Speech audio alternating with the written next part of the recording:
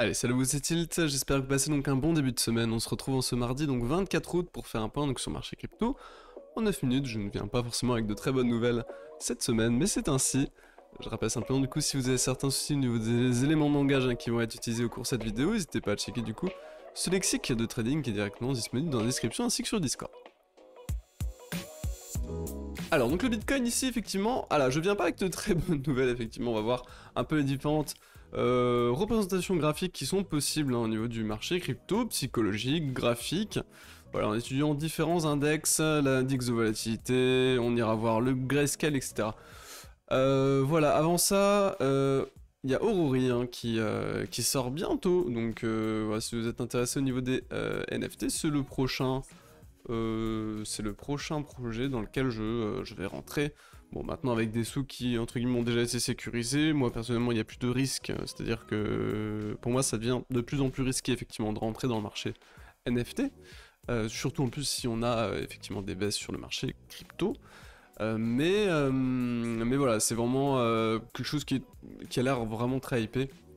Donc pour moi il y a vraiment c'est le projet pour moi qui est le plus hypé qui va arriver dans les jours à venir.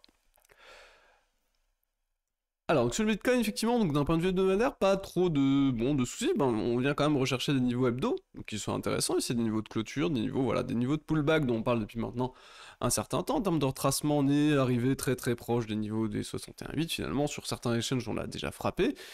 Ici, on l'a pas encore frappé, mais voilà, on peut dire qu'on est, voilà, d'un point de vue logarithmique, on est déjà dessus, mais d'un point de vue linéaire, en tout cas, on n'est pas forcément encore dessus. On est venu quasiment le chercher, mais pas encore. Mais voilà, c'est quasiment fait. On va dire que ce niveau a été, on peut attester sur le fait qu'il a quasiment été frappé. Donc ce niveau a été frappé, d'un point de vue 3 jours ici sur on affine, on voit qu'on avait une risk line aussi à ce niveau là, donc qui vient renforcer, qui vient donner une double confluence de niveau, c'est la target numéro 2 de l'harmonic pattern ici qui avait été tradé pardon, à l'achat dans cette zone, donc voilà, il y a beaucoup d'allègements qui ont été faits de ma part. Sur le portefeuille, on voit que voilà, maintenant comme on commence à réduire, donc en daily, on voit vraiment un momentum ici qui s'essouffle clairement avec des volumes qui sont décroissant, donc une montée, donc on monte, avec des volumes décroissants, que ce soit ici, que ce soit ici, que ce soit ici, on voit ici à chaque fois que tous les sommets qui sont faits, les deux sommets suivants ici sont faits sans volume, et voilà, donc double divergence finalement volumique, accompagnée d'une divergence pour l'instant, momentum sur le squeeze, baissière ici, qui pourrait du coup nous amener à retracer. Alors, on ira voir au niveau des retracements un peu après, mais voilà. Si on prend différentes représentations graphiques, ici donc le total, finalement, donc l'index total crypto, on est déjà dans cette zone de rechargement entre guillemets, donc la zone de rechargement qui est appelée, c'est vraiment une zone qui est appelée comme ça, de rechargement pour les vendeurs, donc c'est là où, dans le cas où on a déjà trouvé un top ici, ce qui est possible, attention on ne connaît pas l'avenir, ce qui est possible, là effectivement on pourrait effectivement avoir une reprise en main des vendeurs qui du coup, voilà, c'est en l'état ce qui est en train de se passer.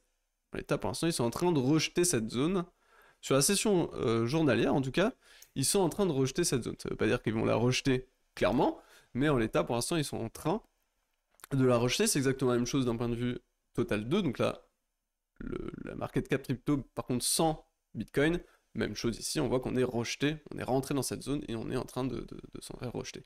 D'un point de vue chartiste, on a venu pullback finalement des niveaux de pullback, qui sont des niveaux de pullback chartistes, qui étaient à pullback finalement. Donc dans la théorie, tout va bien, encore en l'état, c'est pas, voilà, ce qui est en train de se passer a du sens. On a aussi de la divergence, momentum, de ce point de vue-là, donc on a aussi une divergence momentum ici, une divergence momentum ici, on refait des hauts, et par contre, le momentum ne suit plus, donc là aussi, à point de vue sur cette représentation graphique, on a à peu près les mêmes informations qui sont tenues. On va passer sur d'autres représentations graphiques, là plutôt sur les altcoins.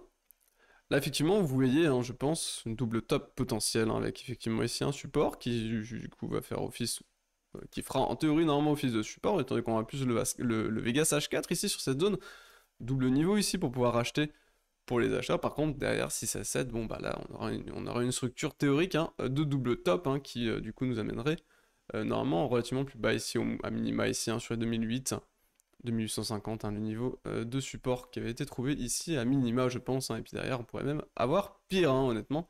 On est sur des zones, là on a vraiment pas beaucoup retracé finalement, hein, sur les mid-cap, hein, dans l'ensemble.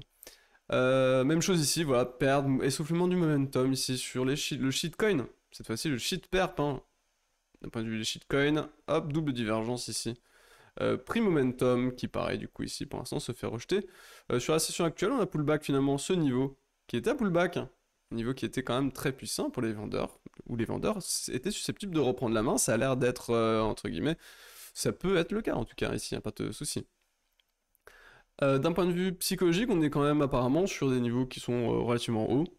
Bon bah honnêtement je trouve que ça a du sens, même si ça traite pas forcément, on voit quand même des gens qui commencent à se jeter sur les NFT, etc. Je vois tous les gens qui refusaient, entre guillemets, d'acheter du NFT, qui maintenant s'empressent d'aller acheter du NFT, donc qui partent dans les marchés qui sont extrêmement risqués, surtout qui partent très souvent sur des collections. Donc très certainement des marchés les plus risqués du marché NFT. Et on arrive ici sur des supports de volatilité qui sont vraiment travaillés maintenant, un vrai support, qui est vraiment bien identifié ici, donc on pourrait rebondir ici sans problème, et forcément ça se passe par des chocs de volatilité, très souvent du coup à la baisse, hein.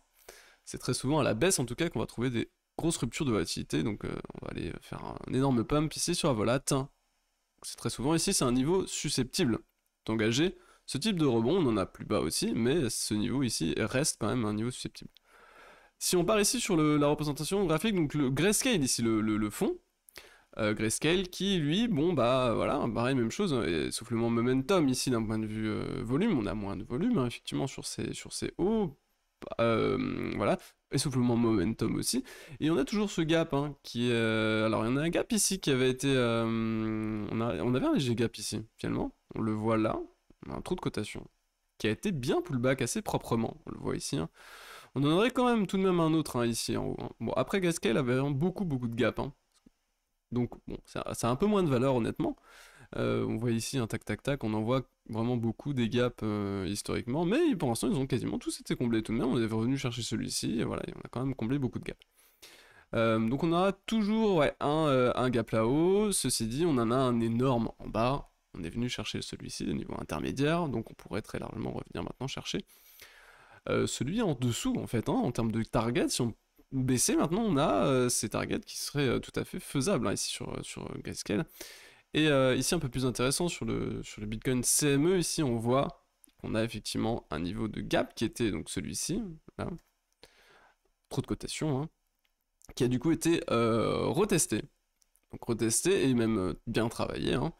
On n'en a plus du coup en haut, hein, étant donné qu'ici on est bien revenu chercher avec cette mèche le trou de cotation qui était ici, donc celui-ci pour moi il n'y en a plus. Il n'y en a plus à la hausse, il y en a par contre un à la baisse. Il y a celui-ci finalement à venir chercher en gap. Donc voilà, ça donnerait finalement des cibles potentielles. Si on s'arrêtait ici, bon bah on aurait encore un espoir bullish, hein, dans le cas où on retrace, étant donné qu'on conserverait potentiellement un creux qui serait ascendant. Mais voilà, en l'état pour l'instant, c'est des targets qui sont tout à fait probables. Donc tout d'abord, quand même sur Bitcoin, on va dire les 40 000, qui est quand même le niveau maintenant de retest majeur, hein, ici, qui était de l'ancienne grosse résistance, qui en théorie maintenant devrait faire office de support. On voit qu'elle avait bien été identifiée d'un point de vue de 3 jours, hein, avec les clôtures qui sont instaurées ici. D'un point de vue 3 jours, donc là clairement ce niveau je m'attends potentiellement à une réaction, et ensuite bon bah derrière, hein, niveau intermédiaire, niveau support, le niveau de gap sur le CME, etc. Des niveaux FIBO, on verra ça au fur et à mesure, ça m'étonnerait qu'on y aille d'une traite. On aura je pense le temps de refaire une vidéo d'ici là. Allez, je vous souhaite du coup une excellente soirée, on se laisse.